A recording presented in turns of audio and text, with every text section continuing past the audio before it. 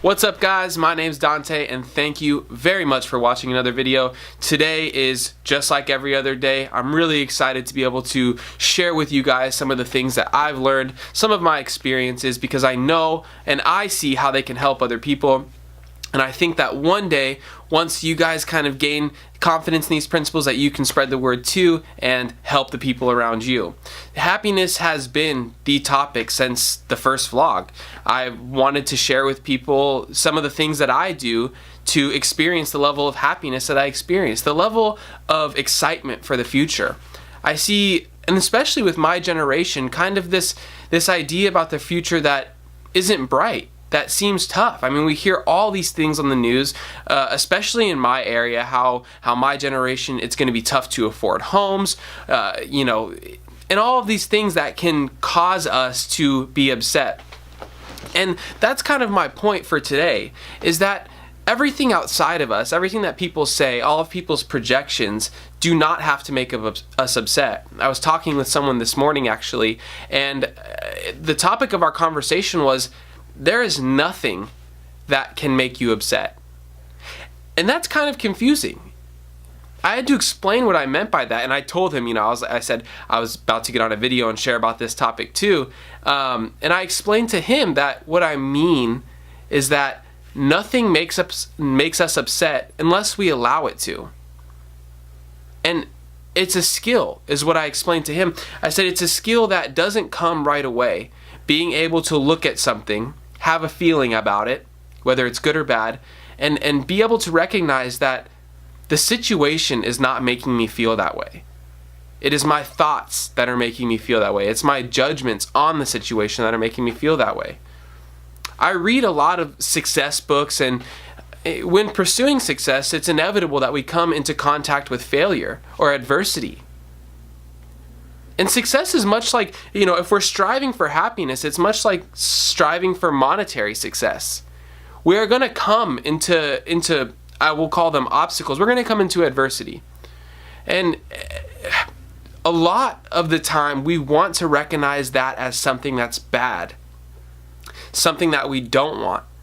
But what's very clear in a lot of the literature I read is that adversity is a good thing because it brings with it, I forget the exact words. I think it says it brings with it the seed of an equivalent success, is the book that I'm reading now. Which is just a fancy way of saying every time we have adversity in our lives, we can choose to make that a growing experience. Adversity, what does that bring with it? It's uncomfortability. It's that fear of failure when we see adversity. But if you've seen my video on the law of uncomfortability, you know that uncomfortability is a great thing when we're talking about reaching our goals. Uncomfortability is something we strive for. When I write down my goals in the morning, I'm specifically every morning writing down when I see fear, when I see uncomfortability, I want to go towards that. I want to go into that. Why? Because comfortability is not my goal in life. I had to stop doing that because comfortability, being complacent with the way my life was killing me. It was the worst way I could spend my time. So now, the reason I write that down is because I need to remind myself every day, because for some reason my mind wants to go back to thinking that adversity and fear are bad. When really, they're the best things. If we're noticing, Grant Cardone calls them new problems. He says new problems are good. Why? Because new problems are new fears, new adversities that when we overcome, we will necessarily grow because of them. And so I was comparing that to success. That's what the success book says, but it's with any goal. And if our goal is to be more happy, we need to notice that those situations that make us feel uncomfortable, when somebody says something to me that makes that a lot of people say that hurts me. I think that language is kind of off because nothing anyone says can hurt you. If you allow yourself to be hurt, that's what hurts you. It's you. It gives when I was able to get even just a little understanding of this concept, it's like my eyes opened up to a whole new world. Because I realized I have the power to feel whatever way I want to feel in whatever situation. Am I perfect at this? Absolutely not. I have to be clear with that. This is not a skill that I have perfected. But even the small amount of practice I've put into this, the level of understanding I have of it now, no matter how moderate it is, has impacted my life in a positive way that I can't even begin to explain here. I will admit that there are situations where my immediate response is to be upset, but it's more about how quickly can I get into that mindset where I'm thinking that this does not have to affect me. I can accept this situation, and I can focus on my actions and my attitudes, what I can do to make it better, or what I can do to overcome it. And every single time I'm able to do that, I grow, and I understand the concept even better. It baffles me how I was never taught this in high school. It's like we learn a lot of practical things, in school, but this is like application. How can we apply the things we learn in our lives in a practical way? It is very practical that as we go down the road of any goal we choose, anything we want, we are going to come into adversity. We're going to have to face fear. Going back to the book that I'm just reading, it refers to it in the last chapter as the ghosts of fear. And what's so interesting about that is ghosts are only as real as we make them. The things that we are fearful of are only as real as we make them. What we learn after we go into fear over and over again is that there was never anything to be scared of. And that's why I remind myself of my goals every morning, that when I see fear, I have no choice but to go into it. I must, or else I am making the conscious decision to not grow. And that's not what my life is about. That's not what I want other people's lives to be about. If that's what they want, of course. If you're the person that wants growth, I want you to have as much growth as you can in your life. And in my experience, and in my mentor's experience, and in the experience of the books that I read, and the lectures that I listen to, there's the common thread of facing fears and going into uncomfortability and growing and becoming more efficient, more happy, more successful. All these things are tied together. We look at the way that the masses practice life.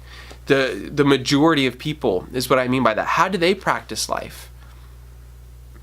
The unfortunate truth is, like I said in previous videos, that the standard, what's common, is for people to think comfortability is a good thing. And I'm not saying it's bad, but it's not conducive to growth. Comfortability is not a state in which I am growing. When I talk about it, I get so excited because I feel like I'm trying to give this information that when I heard, for the first time at least, I didn't really grasp it. I didn't really understand it. But when I practiced it, right, when I had the willingness to take the information that I learned and practice it, like I said, my eyes opened up. It was a whole new world. It felt like nothing could stop me unless I allowed it to. Right? That doesn't mean that I have never been stopped. That doesn't mean that I have never failed. So, I guess my point is that if we are looking for growth in our lives, we will face fear. And that is a promise. But I'm here to say that that is a good thing. That means we're going down the right path. And it's actually helpful because when we see fear, we have a choice to run back to the way our lives have always been, or to seek bigger and better things, to go into greatness. I look at the people that I want to be like, and none of them have the quality of shying away from fear. The champions of the world did not go away from uncomfortability. Whether we're talking about sports, business, entertainment. All of these people have one thing in common: is they went into fear. They went into uncomfortability. So for today, if you're trying to go back to the videos and practice, do that challenge that I said at the end of the videos, I would suggest to do them again. But if we recognize fear, understand that we are on the right path and go into it. For this week, I recommend going back to your favorite video so far, picking one of the challenges and doing it, and being aware when we feel or we see fear, and understanding that going into that fear is going to make us much more happy. Thank you very much for watching this video, and we'll see you next time.